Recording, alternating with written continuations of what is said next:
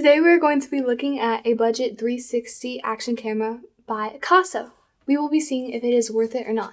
Hey. First off, you're in the wrong studio and this is the wrong channel, so get out of here, all right? No. Well, that was my daughter and she's in the wrong studio and obviously on the wrong channel.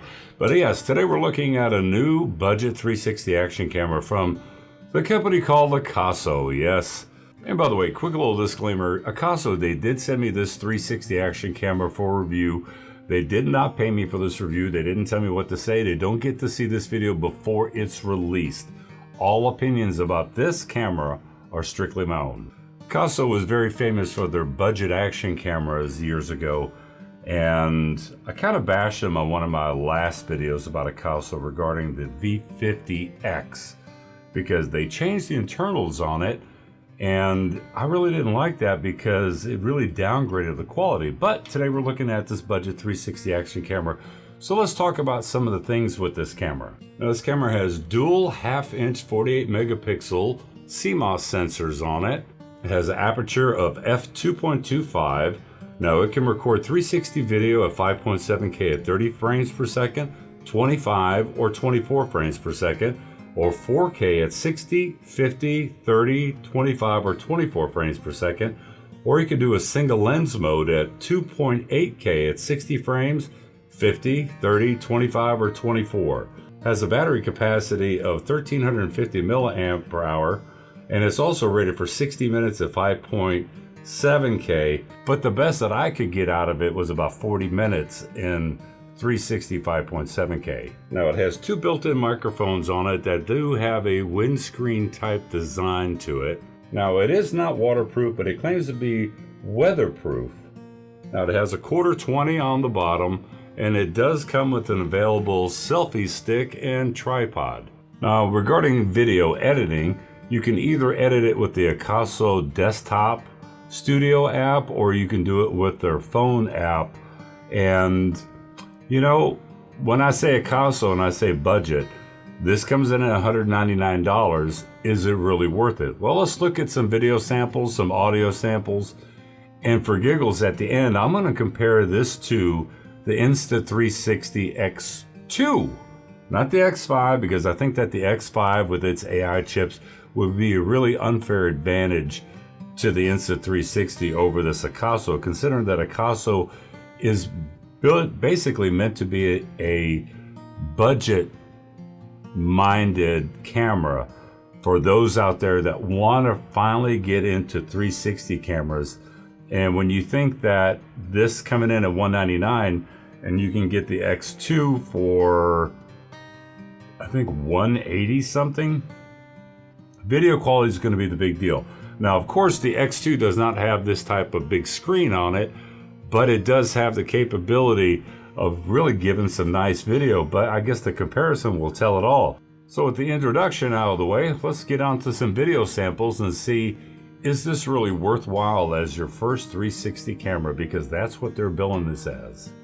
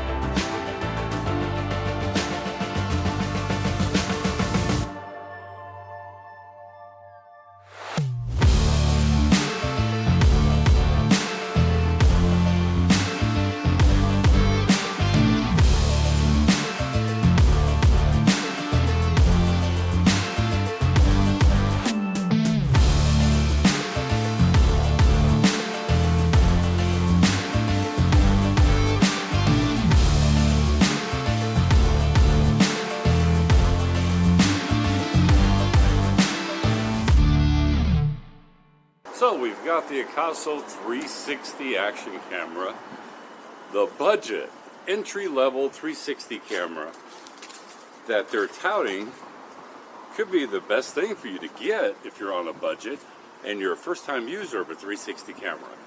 So this is a quick little audio test. I'm using their selfie stick, the invisible selfie stick. So quick little audio test, 1, 2, 3, 4, 5, 1, 2, 3, 4, 5, and we'll see how the audio is, see how the video looks at 5.7K, and yes, I will compare it to the X2. I would dip it into the pool, but it's not waterproof. It's supposed to be weatherproof, but not waterproof. So I guess if it rains a little bit, you could use it out in the rain without worrying about it. But how does it look? What's the image quality look like with this? Is it a real 5.7K? I don't know. I mean, Akaso wouldn't lie about image quality, would they? I don't think so. I would hope not. But I guess comparing it to the X2 is really the only way to find out. So that's what I'm going to do. Now we're going to try the X2, and we'll do an audio test with it as well. Now with the Insta360 X2 360 camera. We'll see, can we tell a difference in image quality? I just recorded with the Akaso 360 action camera, so the lighting is the same, everything. And quick little audio test, 1, 2, 3, 4, 5, 1, 2, 3, 4, 5. And I'm using the invisible selfie stick from Akaso with the Insta360. Hopefully stitch line is going to be fine with this.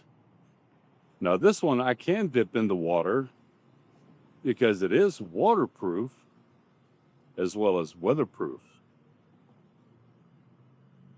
Let's just walk around, try to see the same scene, spin the image around. Does everything look the same? Is there a quality difference between the two?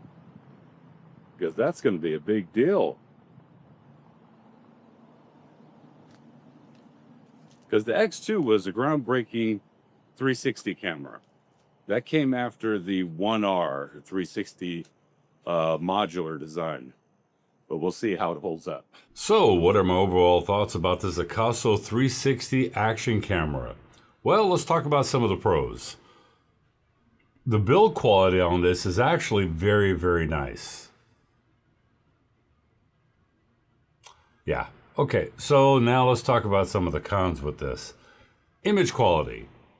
It's supposed to be 5.7K. And when it comes to Akaso, just because of what happened with the V50X, I'm really skeptical about its overall true native image quality when they say that it's 5.7K. And I'll give you an example. So here's the X2 versus the Akaso. And let's take a look at the trees on the X2, and then we're going to zoom in 200%, look at the detail. And now let's do the same thing with the Akaso 360 action camera and zoom in 200% and look at the detail of the tree. And now let's look side by side of these two. So the first thing that you're going to notice is that the color, the overall image color looks more pleasing on the X2 than it does on the Akaso. But also there is some artifacting going on into the trees, which is what makes me suspect that there's some upscaling going on, that it's not really 5.7K, that it's actually maybe a lesser than that. Maybe it's 2.8K that's been upscaled up to a 5.7K overall. I can't confirm that. I don't know what the processor is that they're using in this. So with that being said, I can't really tell you a whole lot about the sensors that are in it and what they're actually capable of because there's no documentation about what sensors being used in these. So let's talk about the next con. It's got to be the audio. To me, it was just very, very tinny. And when I had this on top of the car, the wind noise was just atrocious. So obviously you can't use any of the audio from that. But even just speaking in your normal, just regular voice with the selfie stick, and the selfie stick was only extended out about 3-4 feet at the most. And I thought that the X2's audio was much better, especially when you compared it to the Akaso.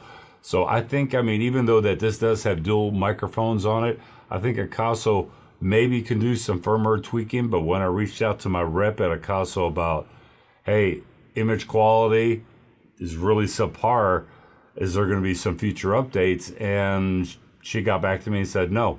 The engineer said, this firmware that's out is it. Another thing to talk about as far as a con is non-replaceable lenses. Now I know up until Insta360 released the X5 with its replaceable lenses, the X4, the X3, the X2, they were in the same situation where their lenses couldn't be replaced on your own unless you sent it in for repair. And Insta360, they have the little rubber caps that go over the top. With this Akaso, it's got this sleeve pack that you put it into. And yes, it does protect the lenses, but if you were to drop this, that's a big thing to worry about. Another con is going to be the touch screen on this. Even though it's a nice large touch screen, the responsiveness of the touch screen is very, very laggy. Sometimes it wants to work. Sometimes you got to touch it 3-4 times before it actually goes into the next setting that you want to adjust. So that's something that needs to be addressed, possibly with a firmware update. Another con, well, I'm going to say it's a little bit of a con, but it's kind of a big con to me, is the Studio desktop app that Akaso has created for this Akaso 360 action camera. And I say that because, and I understand in that culture, being able to reverse engineer or copy someone else's product seems to be the norm, but the Akaso desktop studio app is virtually identical to what the Insta360 studio app looks like and how it performs. Yeah, a couple of things, the symbols look a little bit different, but basically side by side, I mean, they look virtually identical. So I wonder if there was some reverse engineering on the app portion of that as well. So overall, the Akaso 360 action camera, I understand that it is a budget brand, Akaso, and that it is a budget action camera, 360 camera that they're introducing to the market, and that their whole slogan is based around the fact that it is for first-time users of a 360 camera. But when you consider that you can get the Insta360 X3, which I think is, even though the X5 is out, and I think the X3 is still a very well-performing 360 camera, and I think its image quality and its audio is great out of the X3, and the X3 has this same type of screen where the X2's just got the little round screen, but that one comes at $249. So is this priced right? Well, it has to be one of two things. Either Akaso needs to improve the video quality and the audio quality definitely, and the screen responsiveness via firmware, or they need to drop the price. And I understand for $199, you're getting 2 camera lenses and basically, you know, 2 processors to be able to process 2 images like that. For what you're getting, it's not bad. I mean, don't get me wrong. I mean, it's not that I'm on this whole kick of, you know, it's got to always be expensive gear, because I started this channel with the whole mindset of budget. That budget action cameras at that time could compete with the name brand cameras. But now we've gotten to a point in 2025 where the big 3, and I'm going to say just the big 3, GoPro. Well, let's put GoPro at number 3. Let's see what they're going to bring out in September. But GoPro, DJI, and Insta360. Those are the 3 top dogs right now. And technology and innovation has jumped so far ahead that these budget action camera companies, there's just no way that they can keep up and try to be a budget-minded company. So, you know, I understand you get what you pay for. And that's a really big thing with me. And I think at $199 or $249, you know, if you can't afford $50 more to get the X3, then by all means, get this Akaso 360 action camera. But if you can afford, or you can wait a little bit and save up an extra $50, it's definitely worth going up to the X3 versus this Akaso. And, you know, I'm not trying to tell you how to spend your money. I'm just trying to help you spend it wisely. So that's my opinions on the Akaso 360 action camera. And as always, I'll catch you in the next review. Bye-bye. Just be very relaxed. Just say or not. That's a lot to say. Oh my gosh. And Today we are budget? looking at the budget? budget. The budget or a budget? Today we are going to be looking at a budget action camera. 360. I'm so close. no. Okay. Today we're going to be looking at a 360. Today we're going to be looking at a budget 360 action camera. Okay. Yes, I know. Okay.